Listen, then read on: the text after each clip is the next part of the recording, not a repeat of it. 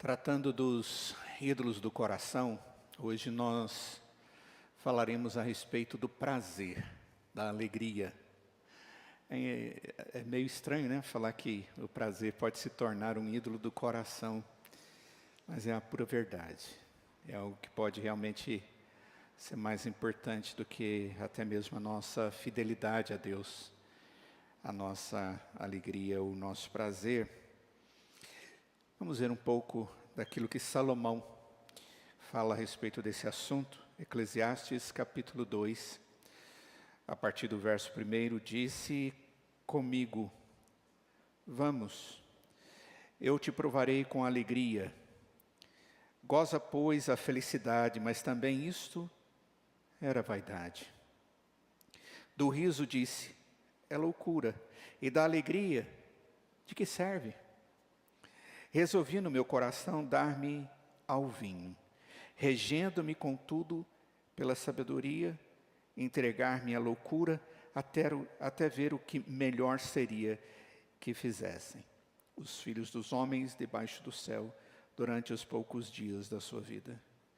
Empreendi grandes obras, edifiquei para mim casas, plantei para mim vinhas, fiz jardins e pomares para mim, e nestes plantei árvores frutíferas de toda espécie.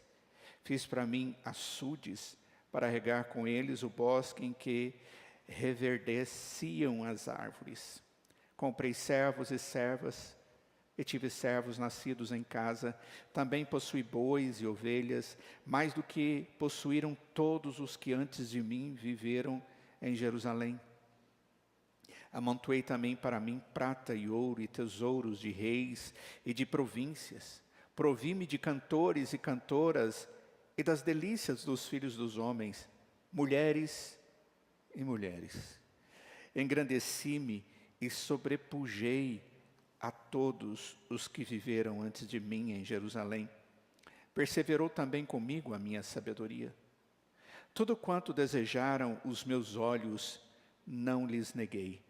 Nem privei o coração de alegria alguma, pois eu me alegrava com todas as minhas fadigas, e isso era a recompensa de todas elas.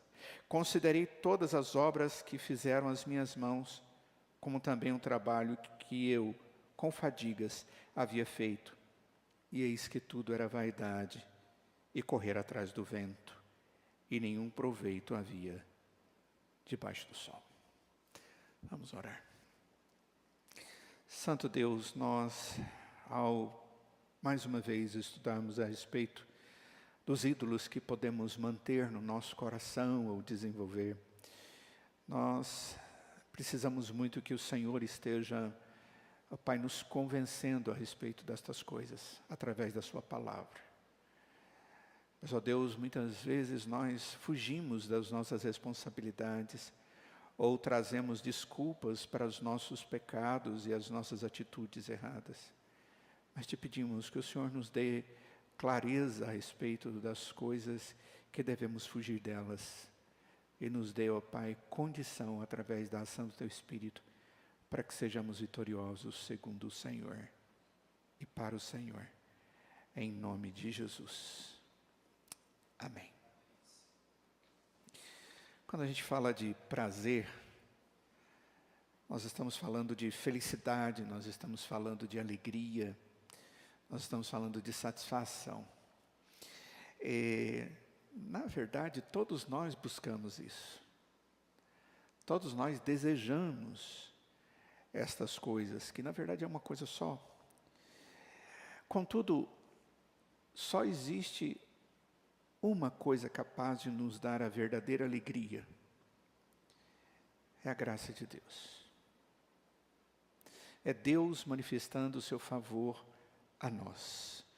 E manifestando esse favor a nós, não por mérito nosso, mas por pura demonstração de bondade.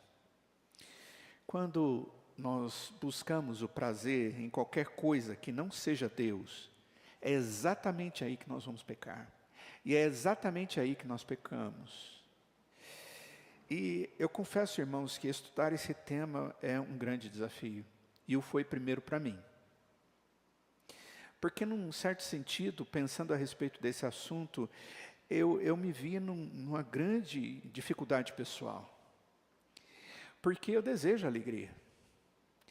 E é interessante porque boa parte das pessoas que me buscam para o aconselhamento, que é uma parte muito importante do ministério que Deus me permite desenvolver, as pessoas estão vindo porque elas estão querendo alegria. Ou elas estão buscando alegria porque estão tristes, ou elas estão querendo permanecer na alegria que elas vivem.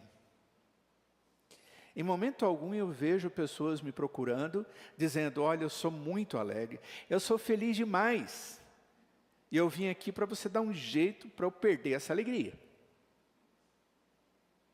Nunca aconteceu isso. E certamente nunca acontecerá.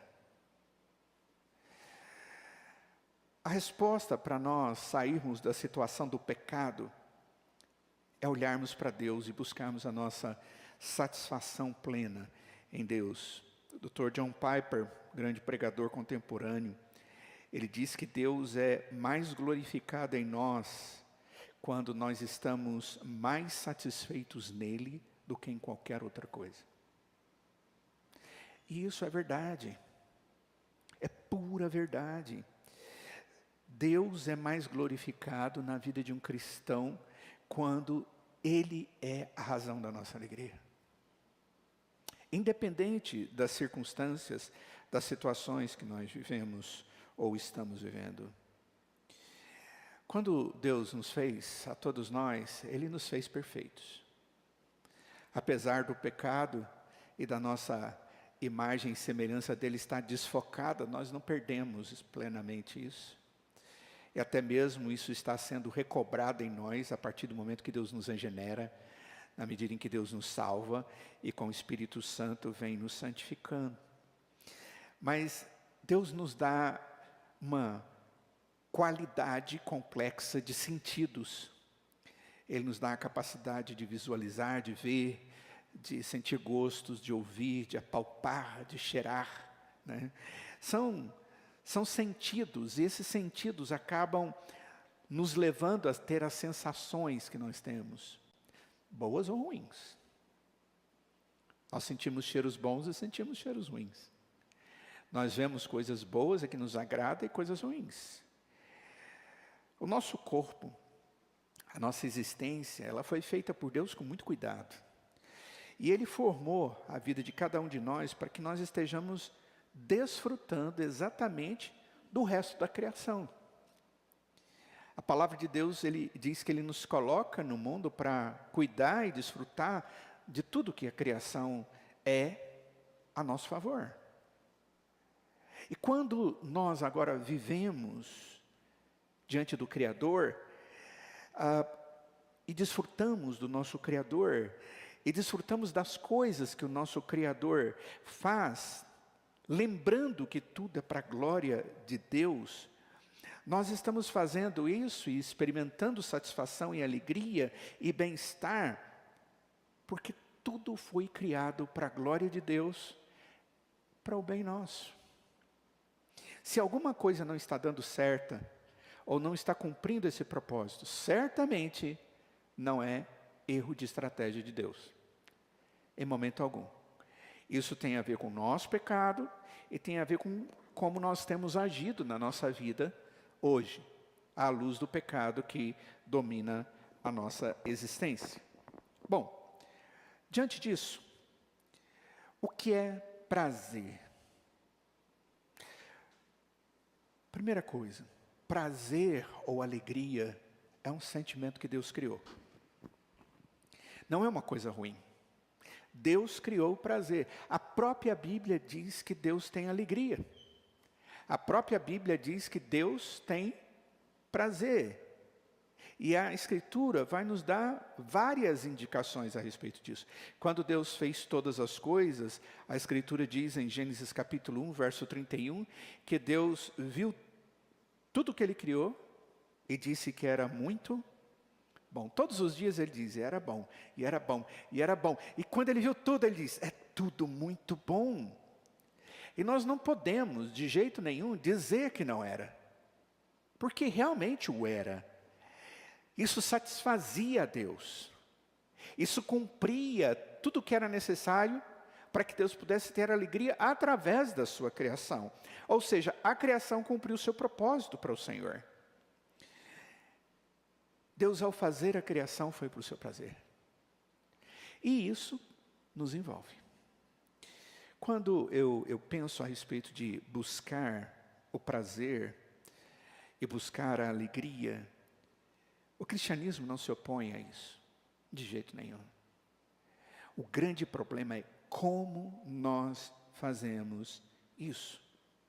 Nós precisamos compreender e ter diante de nós a convicção de que o prazer, ele só vai ser verdadeiro e a se cumprir de maneira a nos dar plenitude quando ele for segundo a proposição de Deus, os limites de Deus, as intenções de Deus, e vivemos segundo aquilo que Ele está propondo. Caso contrário, isso vai trazer prejuízos para nós. Nós vivemos num mundo que busca prazer. E nós temos visto tanta gente que, ao buscar prazer, tem trazido prejuízo para si mesmos e para muitas outras pessoas. Que tipo de prejuízo que muitas das pessoas têm tido por causa do prazer? Prejuízo físico, prejuízo psicológico, emocional e o pior deles, espiritual. As pessoas, para serem felizes, elas têm negociado até mesmo a relação delas com Deus e a fidelidade a Deus. E aí sim, eu posso testemunhar a vocês que nos meus atendimentos não são poucas as pessoas que resolvem, mesmo diante da palavra que é colocada diante delas. Olha, se você não viver aquilo que a Escritura está dizendo, você está negando o propósito de Deus e você terá as consequências. E as pessoas dizem, mas eu quero isso, eu resolvo isso, eu decido isso, porque agora eu estou tendo alegria. E elas se esquecem de que isso vai trazer um prejuízo extremamente maior do que qualquer alegria que se experimenta naquele momento. Como é que nós vamos entender isso? Vamos lá. A primeira coisa que nós temos que entender é que não vale a pena, mas os homens vivem o prazer pelo prazer. E esse é um dos maiores complicadores que nós vamos encontrar na relação do homem com Deus. E nós vamos aprender aqui com Salomão. Salomão vai nos falar a respeito desse prazer pelo prazer. A Bíblia, ela nos mostra que o prazer fora de Deus traz problemas. Por exemplo, traz pobreza.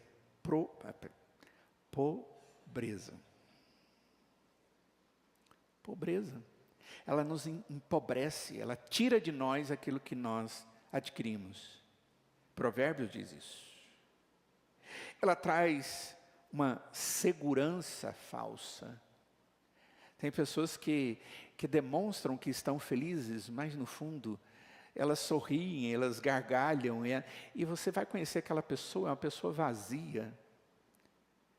Elas demonstram uma segurança que elas não têm. Aquilo tudo é para se defender das outras pessoas, de maneira mentirosa. Isaías capítulo 47 diz isso. O prazer fora de Deus, ele traz uma esterilidade espiritual, ou uma espiritualidade sem fruto. Uma espiritualidade que se discerne muito mais como uma religiosidade vazia do que uma intimidade frutífera com o Espírito Santo de Deus. O prazer fora de Deus, ele gera nas pessoas uma certa presunção de que elas podem gerar prazer para si mesmos. E elas se tornam meio presunçosas até mesmo diante de Deus. E nós lembramos do jovem rico.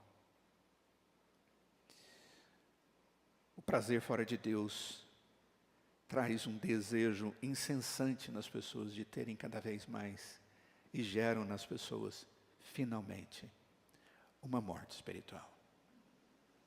E eu fico pensando, por que todas essas consequências ruins acontecem quando nós buscamos prazer fora de Deus e dos propósitos de Deus? E porque o homem, o ser humano, mesmo sabendo disso, mesmo a Escritura falando disso de forma tão abundante, ele ainda vai atrás. Porque o coração humano é assim. É muito significativo para nós olharmos para Salomão aqui em Eclesiastes capítulo 2, porque ele conta a experiência dele. E ele vai ser para nós o exemplo daquele indivíduo que buscou prazer em vários aspectos da vida. Aqui ele não é completamente exaustivo, mas sem sombra de dúvida, eu creio que Salomão aqui, quando ele fala como único. Como um homem que recebeu de Deus presentes que nenhum outro homem recebeu. Mas que usou completamente errado tudo aquilo que Deus o deu. E consequentemente, foi um homem que ao escrever o livro de Eclesiastes, diz que a sua própria vida é correr atrás do vento, da vaidade, daquilo que não tem significado, aquilo que não pode ser segurado, aquilo que não tem valor. Sendo assim, Salomão é um exemplo de alguém que pecou procurando o prazer pelo prazer. Qual é a conclusão dele em Eclesiastes capítulo 2, verso 11? Depois dele falar da busca do prazer, tudo é vaidade, é correr atrás do vento. Puxa vida! Você já imaginou, depois de toda uma existência, de tudo aquilo que alguém poderia ter na sua vida, naquela época, naquele tempo, a nível de posse, de domínio sobre pessoas, de sabedoria e discernimento, você já imaginou que sensação horrível você chegar e ver que a sua vida está acabando e você dizer assim, olha, eu vivi minha vida, tive de tudo, e a minha vida não valeu nada. Porque eu corri atrás do prazer como um ídolo no meu coração e fiz tudo de maneira errada. E vocês vão perceber que isso aconteceu porque ele desprezou o que era mais importante. O Deus que havia lhe dado tudo o que ele tinha. Por que Salomão chega a essa conclusão? A resposta, ela não é difícil. É porque desde o dia em que a raça humana, eu e você, Adão e Eva foram criados e através dele toda a raça humana, nós fomos seduzidos por um desejo que foi gerado como um engano no nosso coração pelo próprio Satanás. E ali no Éden, nós começamos a ter a visão clara de que o homem, ele busca um prazer que tem a ver consigo mesmo. Tem a ver com ele no centro. Tem a ver com o coração enganoso, que se permite enganar. Onde eu vou a pessoas erradas, a fontes erradas, a lugares errados, a coisas erradas, para buscar exatamente esse prazer. Ele procurou satisfação em si mesmo, nas suas posses, nos seus relacionamentos e nas suas realizações.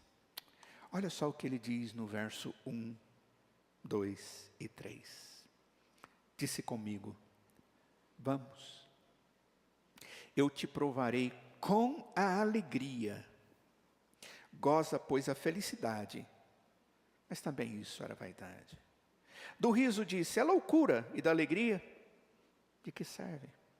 Resolvi no meu coração dar-me ao vinho, regendo-me contudo pela sabedoria, e entregar-me à loucura, até ver o que melhor seria que fizessem os filhos dos homens debaixo do céu durante os poucos dias da sua vida.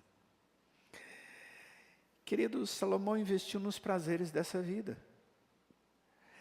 Esse era o slogan de vida que havia em Salomão, que nós encontramos hoje. Se alguma coisa é boa, vamos fazer. Se traz alegria, vamos fazer. Se é gostoso, por que não fazer? Hoje eu estava lendo uma matéria, pesquisando um pouco sobre esse tema, e vi uma matéria de uma mulher que se chama teóloga e pastora, dizendo a respeito do sexo como prazer. Ela dizendo, se o sexo é prazer, ele é bom em qualquer situação. Eu falei, hã? Como assim? Como isso é possível? Se é bom, seja feliz. Queridos, não é isso que a Escritura está dizendo. Mas foi exatamente isso que Salomão fez. Ele agiu como um hedonista. Ele viveu uma filosofia hedonista. O que é o hedonismo? O hedonismo é uma expressão de busca de felicidade a qualquer custo, para si mesmo, através de um prazer absoluto, onde eu posso fazer isso de maneiras as mais diversas, porque o meu objetivo supremo de vida é o prazer. Quando a gente estuda um pouco de filosofia, e eu tive a oportunidade de fazê-lo, a gente conhece uma filosofia chamada existencialismo. E alguns existencialistas, inclusive existem vários chamados existencialistas cristãos. Um deles é um teólogo chamado Rudolf Bultmann, que é um grande expoente da teologia do século XX. E entre esses filósofos existencialistas, a ideia é, eu tenho que aproveitar ao máximo, com o mínimo de investimento e no menor tempo possível. Essa é a máxima. Então, o hedonismo, ele está muito próximo dessa filosofia existencialista. O existencialismo teológico de Bultmann levou Bultmann a colocar Deus meio que de lado e colocar a ação do homem, entre aspas, cristã, e a sua atitude de religiosidade, de espiritualidade, como sendo aquilo que produz a comunhão, entre aspas, com Deus, que tem a ver com a minha experiência. Então, o que importa é a minha experiência com Deus. E o que significa isso? Um Deus que está no céu? Um Deus que está aqui comigo? Não. E aí ele começa a misturar todos esses pensamentos. Teve um filósofo existencialista chamado Jean-Paul Sartre. Ele dizia que o homem era como uma bolha de ar no meio de um oceano imenso. Ou seja, não é nada.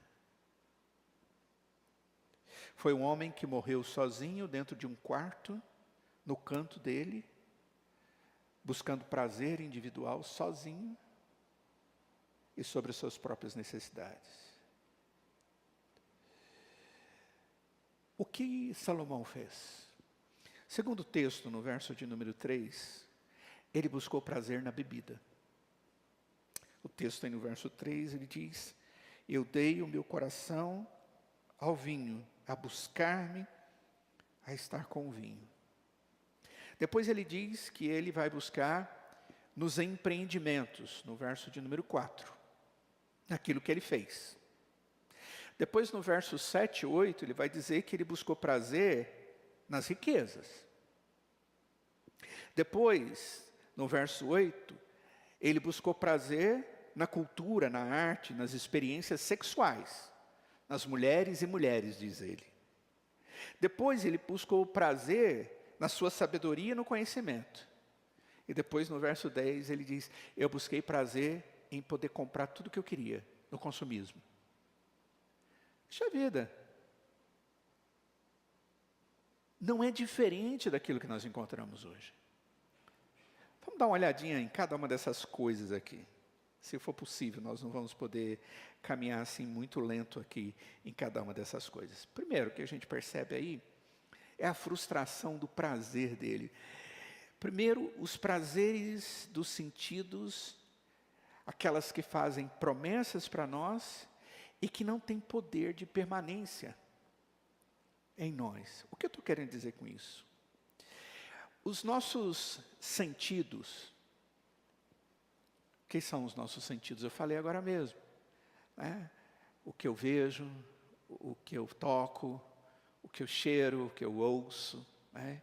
É interessante, por exemplo, que o homem, o que chama a atenção dele numa mulher é o que ele vê. Isso não é difícil da gente entender, né? Só ver o mundo aí a gente percebe isso. A mulher, o que ela admira num homem é aquilo que ele é e o que ele fala, o que ela ouve, como ele expressa, se ele é inteligente, se ele é sensível. É interessante, os prazeres dos sentidos nossos, eles são coisas verdadeiras. Mas tem gente que gosta de perfume. Gosta de começar a comer com o cheiro da comida. Ou como o prato foi desenhado, ou foi feito ali. Tudo isso não tem nada de errado. Mas é interessante, eles são agradáveis por um tempo. Mas depois, passa. Acaba logo. Depois de um tempo, aquela diversão que aqueles sentidos me trazem, fica só na lembrança. Só que, se eu estou usando os meus sentidos para um prazer que não é segundo a vontade de Deus, as minhas lembranças não vão ser boas, porque elas se tornarão peso de consciência. Elas se tornam como o peso do pecado diante do Deus Santo. Para um cristão se torna a ação do Espírito que o leva a lembrar-se de que ele usou os sentidos que foram criados por Deus, para que ele desfrutasse da intimidade para a glória de Deus, e ele usou aquilo para si mesmo, para o ídolo do seu coração, que é ele mesmo, dos seus sentidos. E aquilo é pesado, aquilo é angustiante. Então, por mais que os seus sentidos possam trazer promessas de alegria momentânea, loguinho aquilo acaba. Loguinho aquilo se torna em algo ruim, duro, pesado. É interessante, 3 aqui exemplos que eu poderia trazer desses prazeres dos sentidos contemporâneos que são muito usados, são as drogas, o sexo, e o próprio álcool. Eu separei drogas de álcool porque nem sempre são usados juntos. Apesar de que boa parte das pessoas usam juntas. São aqueles que usam estas coisas para aguçar os seus sentidos, os seus sentimentos. É verdade que traz algum prazer, mas aquilo se torna algo que domina e completamente escravizante, e que nos separa de Deus. Ele fala exatamente a respeito disso. Olha, eu resolvi dar-me ao vinho, regendo-me contudo pela sabedoria, entregar-me à loucura. Porque é exatamente isso que vai acontecer com aquele que se dá a algo que o domina. Os prazeres dos nossos sentidos, irmãos, eles oferecem algo como que oportunidade de você ver aquilo que você não vê. De você visualizar um prazer que você jamais conheceu. Mas na verdade, te cega para Deus e para as coisas que são verdadeiras. E a pergunta é, como que essas coisas fazem e como elas nos cegam? Elas nos cegam, nos fazendo sentir como se a busca do prazer fosse a coisa mais importante da vida. E eu quero dizer aos irmãos, a busca do prazer não é a coisa mais importante da vida. Isso é engodo. Isso é mazela do coração que tem um ídolo que se chama prazer. E que você está satisfazendo ele. E que você está desejoso de satisfazê-lo com tudo. E por último, sobre a frustração do prazer. Os prazeres dos nossos sentidos, eles nos desiludem. Ele nos torna artistas do encobrimento. Eu vou explicar isso aí. Quando nós temos bons sentidos, nós começamos a ficar usando esses sentimentos, e eles são bons, mas eles começam a desaparecer. E eu começo a ter alegria com a bebida, mas depois de um tempo, eu preciso de mais, eu preciso de mais, eu preciso de mais, eu preciso de mais. Eu começo a ficar dependente daquilo, ou da droga, ou do sexo, ou de qualquer outra coisa que atinge os meus sentidos, e aqueles sentimentos, eles começam a desaparecer, eles começam a ficar pesados para mim. Qual é a nossa tendência? Para que eu possa me manter, eu começo a mentir. E eu começo a fazer um teatro de que eu ainda estou sentindo algum prazer. E para quem você mente? Para você mesmo.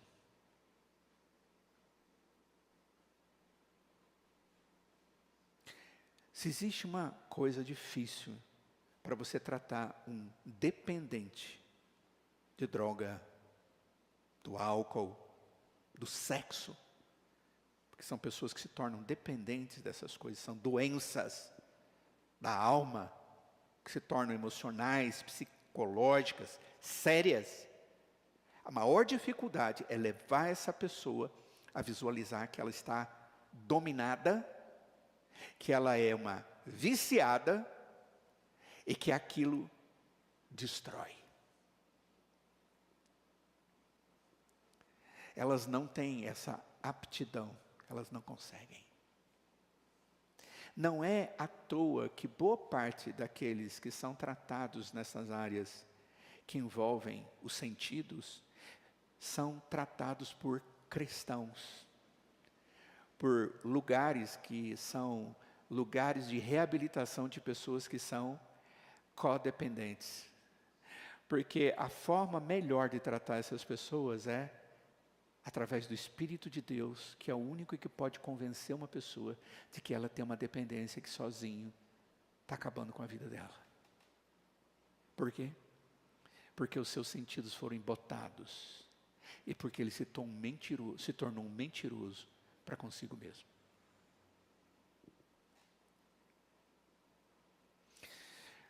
O prazer pelo próprio prazer aqui demonstrado ou mostrado por Salomão, nos mostra também a frustração que ele tem pelas realizações. A primeira delas, do verso 4 ao verso 7, é a frustração pelas posses. Não é? Quem era Salomão? Aqui no verso de número 4 diz assim: empreendi grandes obras. Ele fez coisas grandiosas. Edifiquei para mim casas.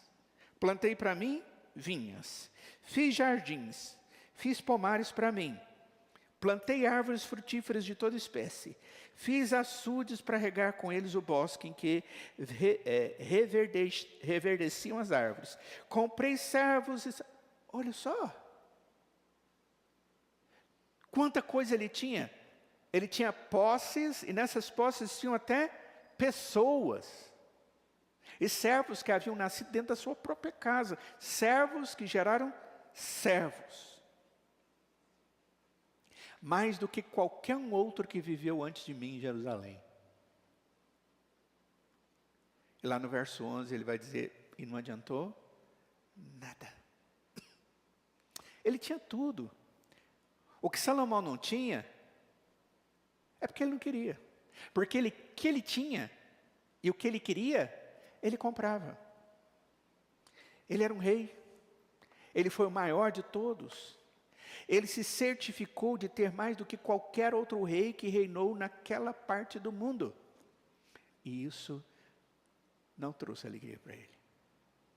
Esse ídolo que ele foi alimentando dentro do coração dele, tipo assim, eu vou ter, vou possuir, vou comprar, vou ter mais, e vou trabalhar para ter mais, e vou desenvolver, e vou colocar gerentes para administrar. Não adianta. Irmãos, nós vivemos num mundo onde as pessoas, por causa do prazer de ter as coisas, de possuir, de ter domínio sobre os outros, de ter propriedades, de ter, é muito comum. Porque as pessoas entendem que assim elas vão ser felizes, mas não serão, elas não usufruem disso. E mesmo que usufruam, elas estão usufruindo daquilo que elas produziram e não que Deus lhes deu.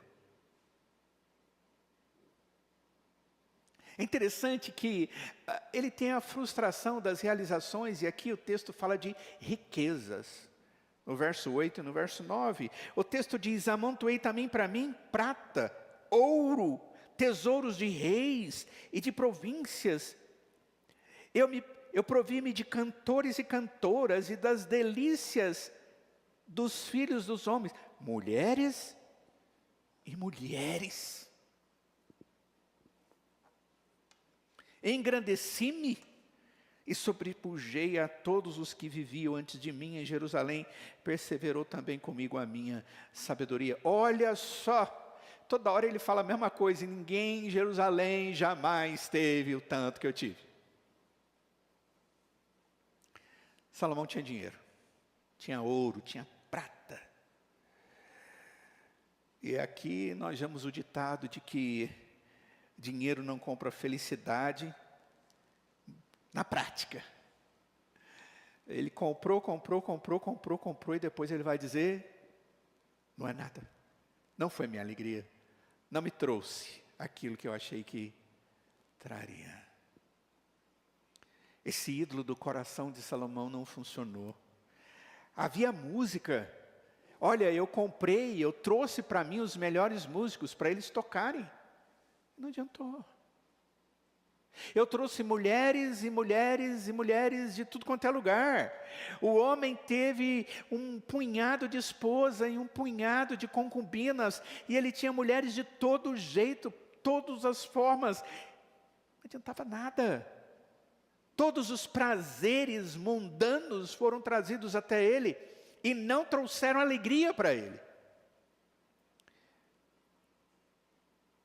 E ele disse que ele manteve o seu juízo sobre si mesmo, usando sua sabedoria, o seu intelecto para aproveitar a vida ao máximo.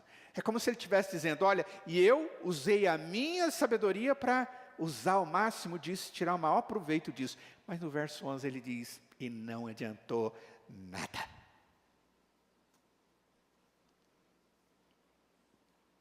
Que ídolo! Olha como esse ídolo chamado prazer, ele pode ser expresso de tantas maneiras na nossa vida, irmãos.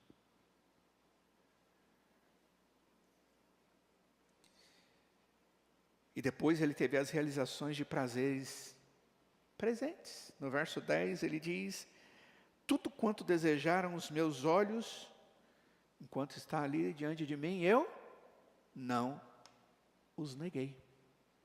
Tipo, eu tive vontade de uma coisa, eu fui lá e fiz. Comprei, ajuntei. Nem privei o coração de alegria alguma. Se eu achava que aquilo era alegria para mim, vou lá, eu tenho dinheiro, eu tenho poder, eu faço. Pois eu me alegrava com todas as minhas fadigas. Interessante, ele fala que até ficou cansado para aproveitar suas fadigas, e isso era a recompensa de todas elas. Havia um vazio das realizações. Mesmo que ele tivesse tudo, e soubesse tudo, e construísse tudo, ele concluiu em última análise: nada disso tinha sentido. Irmãos, o ídolo do prazer, ele nos cega. Ele nos coloca no centro de tal forma que nós negamos a Deus. O que você tem feito para ter prazer em si mesmo? Gerar prazer para você, pelo prazer. Salomão mostra para nós que não adianta estas coisas que são comuns, por mais que eu as tenha, elas no final não significam nada. Sabe por quê, irmãos? Porque só existe uma fonte de prazer, que não é ídolo. E essa fonte se chama Deus. E nós precisamos ter um prazer em Deus, somente em Deus. Suspiro, Senhor, por tua salvação, a tua lei é todo o meu prazer, diz o salmista no Salmo 119.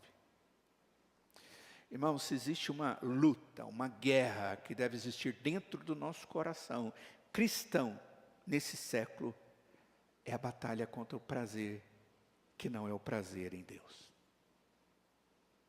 E isso é uma luta.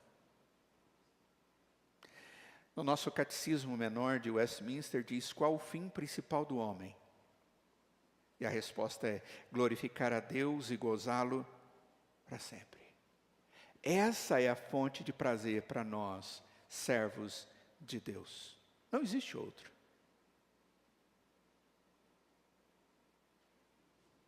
Deus nos deu prazeres.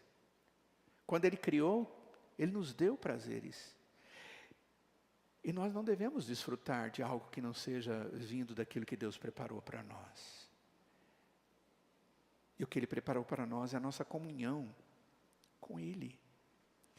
Querer ser feliz, ter prazer longe de Deus, é mais ou menos o seguinte: você celebrar uma festa, sem querer a presença daquele que patrocinou a festa, que arrumou o lugar, que ornamentou o lugar, que trouxe comida, trouxe música, trouxe o que você pode beber ali, mas você não chama ele. É como se ele não existisse. E você nem lembra e nem suscita, o chama e apresenta ele como aquele que é o provedor de todas as coisas. Amados, para o cristão, o seu principal prazer, ele tem que ser encontrado em Deus. Única e exclusivamente em Deus. Onde? No seu relacionamento com Deus. Pode passar. O prazer do cristão está na palavra do Senhor, no culto verdadeiro, na adoração verdadeira, no testemunho, no serviço cristão, na sabedoria de Deus, na dedicação da nossa juventude, do nosso vigor a Deus, no sofrimento para pegar e viver o Evangelho diante das pessoas. O verdadeiro prazer do cristão está na comunhão com os nossos irmãos, na vontade de Deus e, acima de tudo, em Jesus Cristo. Porque se o nosso prazer for outro, ele é ídolo. E eu estou colocando Deus de lado. Voltando a John Piper e concluindo. Ele, em sua mensagem chamada Como o Prazer Cristão Transforma a Batalha contra o Mal, ele diz que esse ídolo do coração, ele se vence, ou ele é vencido pela fé. E ele diz: fé é a vitória que vence o mundo. E fé é estar satisfeito com tudo o que Deus é para nós em Jesus. E continua dizendo: você tem que bater nessa tecla toda manhã, para que os males que tentam agarrá-lo percam suas presas. Queridos, nós devemos batalhar para que este ídolo não vença em nós. Esse ídolo do coração, que é o desejo do meu prazer, que pode colocar Deus em segundo lugar, ou a vontade de Deus em segundo lugar. Cuidado, porque o nosso prazer deve ser Cristo, a sua vontade e a sua glória, através da nossa fidelidade. Que Ele mesmo nos habilita a viver através do seu Espírito e que Ele nos ensina através da sua palavra. Vamos orar. Senhor, nós sabemos muito bem que este ídolo do prazer é algo que nos assedia tão tenazmente, Senhor. Nós queremos tanto a alegria, a felicidade, a tranquilidade, que nós corremos o risco de negociar coisas que não podem ser negociadas. Acima de tudo, negociar o Senhor na nossa vida, a prioridade do Senhor, a convivência contigo, a tua palavra, a adoração ao Senhor, a fidelidade no testemunhar, no serviço. Ó Deus, livra-nos deste pecado, livra-nos deste ídolo. Faça a tua obra em nós, ó Pai, para nós, para que sejamos felizes, a felicidade que o Senhor tem para nós, que tem a ver com o relacionamento contigo hoje e na eternidade. Essa é a nossa oração, Pai, em nome de Jesus. E imploramos que a graça do Senhor Jesus, que o amor de Deus o Pai, a comunhão e consolação do seu Santo Espírito esteja sobre nós e o teu povo hoje e para todos sempre.